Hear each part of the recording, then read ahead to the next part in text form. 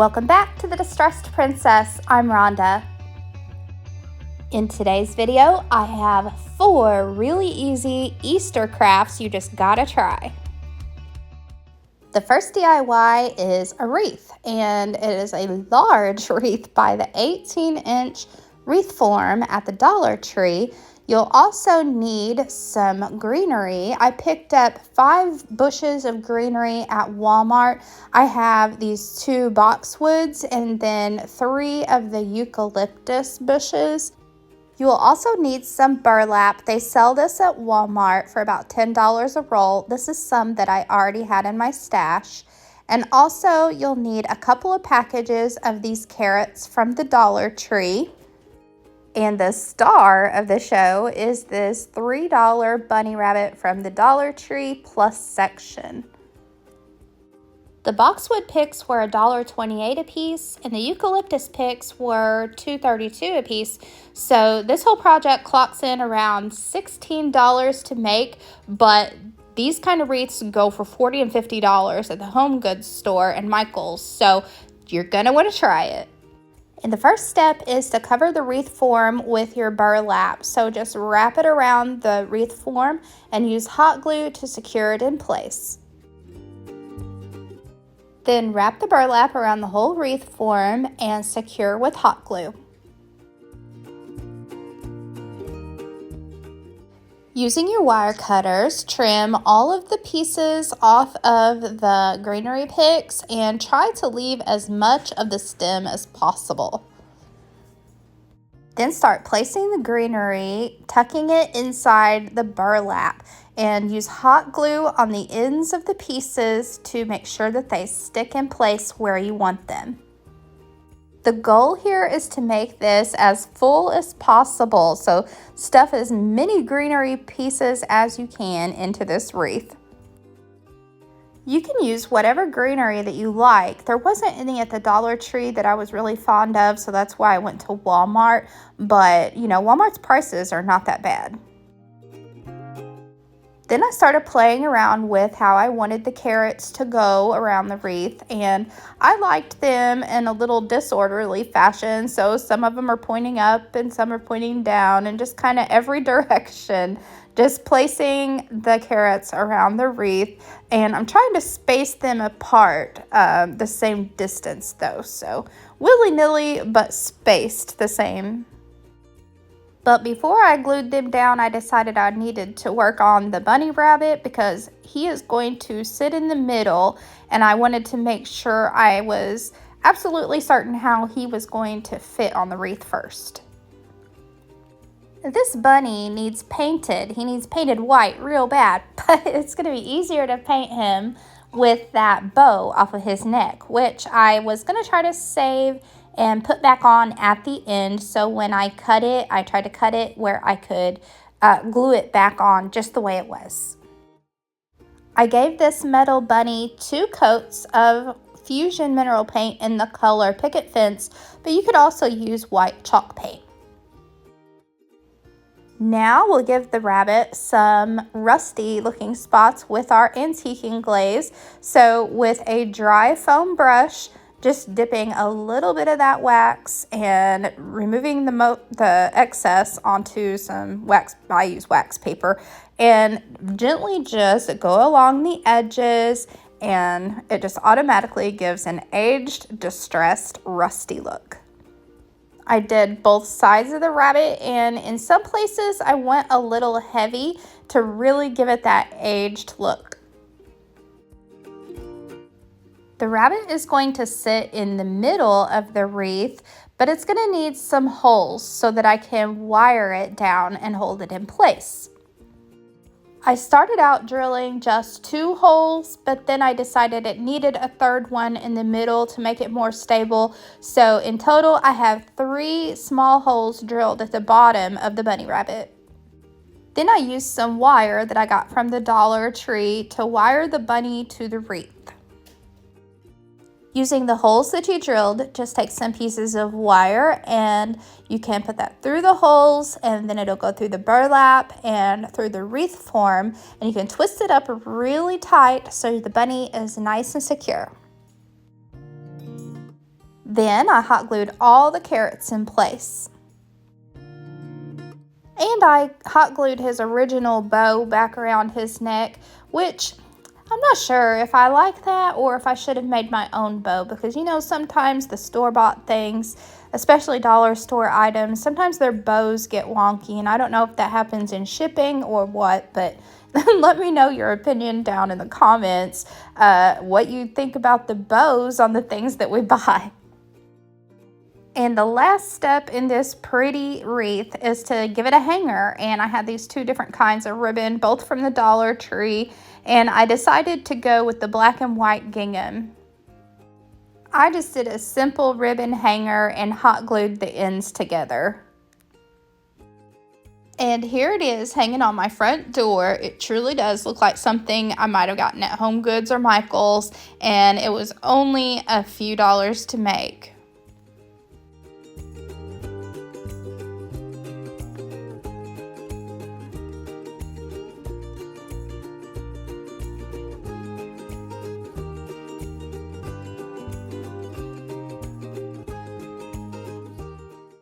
The second DIY starts out with a Poptart box. It was just funny. One night I had a Poptart for a late night snack and thought, hey, this is a really nice box. I bet I could use it for something. So here's what I'm going to do with it. First, I hot glued the flaps down inside the box. Then I painted the whole outside of the box with white chalk paint. Now it's important that you use chalk paint for this project, and you're going to use thick coats. This is so that when you blow dry it or use your heat, I use a blow dryer, but you use your heat gun to dry it up. And when you use thick coats of chalk paint and you add heat to it, it makes some automatic chippy looking crackles. And on the bottom of the box that wanted to kind of bow open, I used hot glue to seal it shut. Here you can kind of see real good the chippy looking crackles that the chalk paint gives. Now since there's no darker color underneath, when the chalk paint separates, there's nothing but white. So it's not like a crackle, but it just looks aged.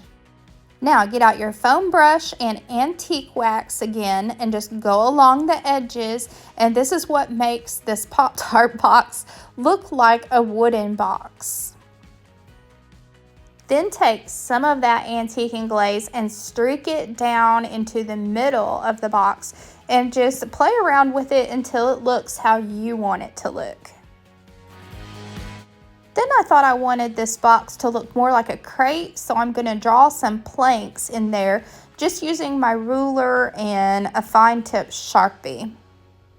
And I think giving it these planks makes it look more realistic too.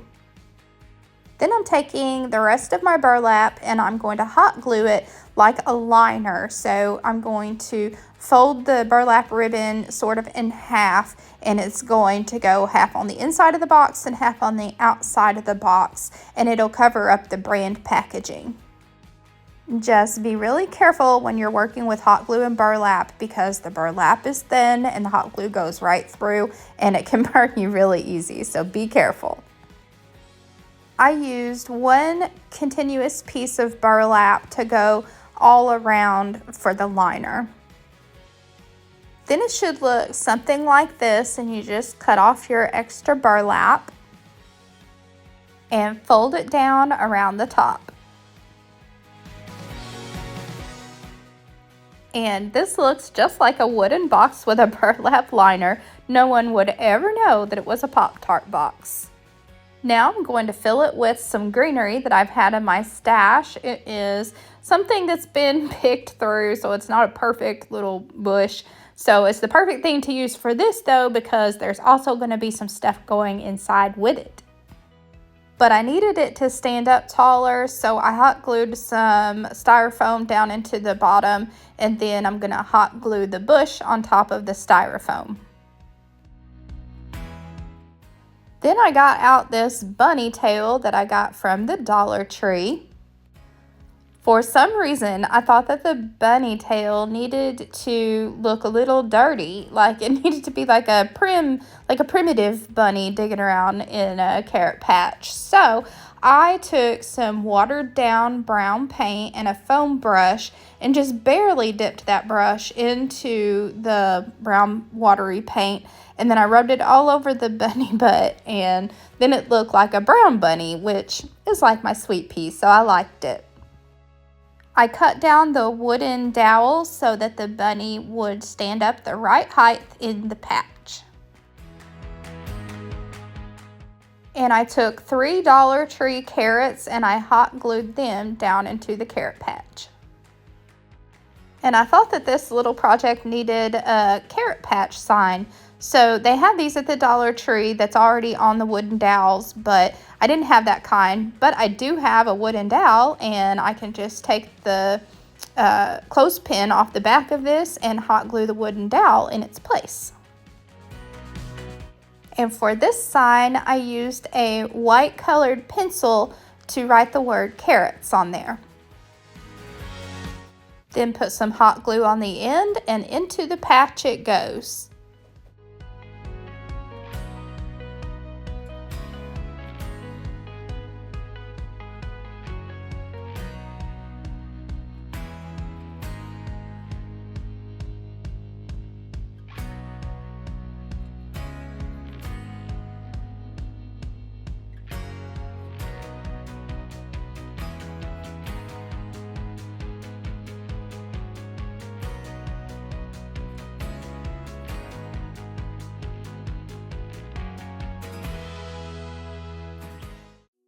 Now we're going to make some giant carrots, and these are the easiest carrots you've ever made. We're going to use some of these icing bags that you get at the Dollar Tree. I'm going to make 2 different carrots, 2 different colors, so you can see how they look.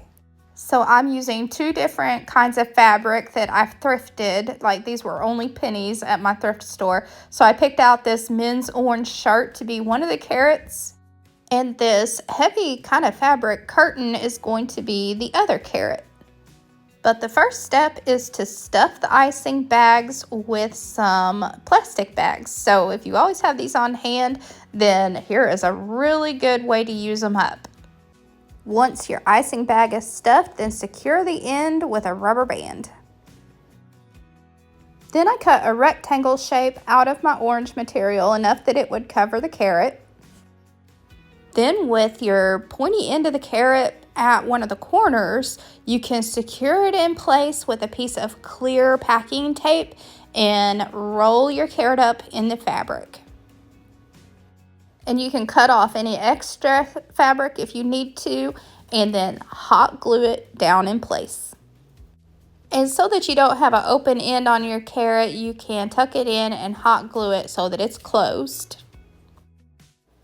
And you could use jute string or ribbon to close up the end. And trim any extra fabric at the top. Then, to give the carrot a little carrot top, I used some greenery that I had got at the Dollar General store.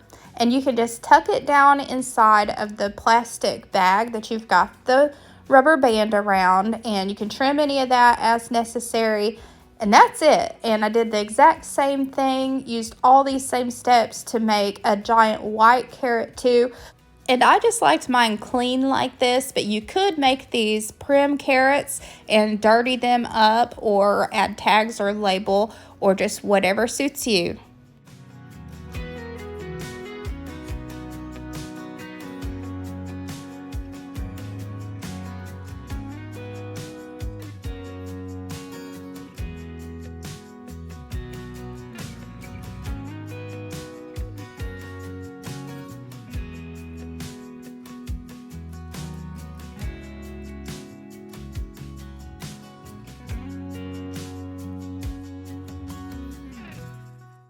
And the last DIY today is another wreath, and you will need one of the smaller wreath forms from the Dollar Tree. And you'll need some ribbon that you like the pattern and the color of because it's going to show. You'll need some moss, and I'm just using a variety of what I have on hand. And I wound up using 2 packages of this egg garland that I got at the Dollar Tree Plus. First, wrap your wreath form just like we did in the first DIY with your ribbon of choice and secure it with the hot glue the same way we did in the first DIY.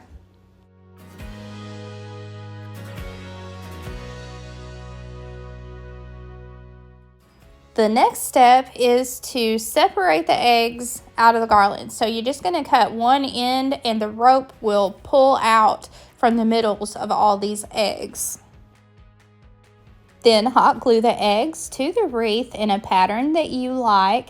And I also want to point out that these are styrofoam eggs. They're not plastic, so they glue really easy. And also these eggs have like a bird feather attached to them, which I wasn't really liking. So I glued them with the feather side down. Then all you have to do is hot glue your moss in place. So I just put some hot glue and I used a popsicle stick to help get down in and around the eggs. And you want to make sure that you use the moss to cover up the parts of the eggs that have the hole in the middle where the rope was running through. Now, working with moss is really messy, and so I just keep working along patiently, and I have some really stringy hot glue, so I have to make sure that all my hot glue strings get taken away. But I just kind of shake the wreath ever so often so the pieces of moss that can fall away will, so you don't have a big mess in your floor every time you hang your wreath up. And this wreath got a jute string hanger.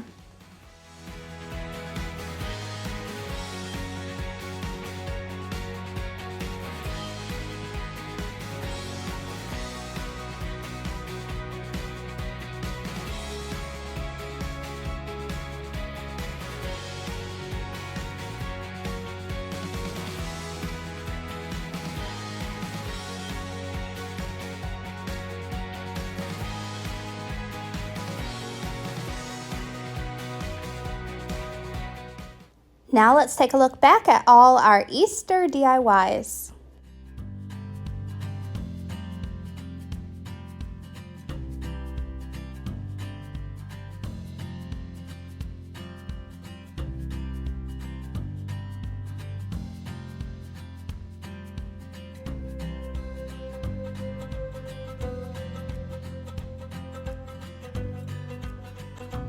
Time for a cute critter video.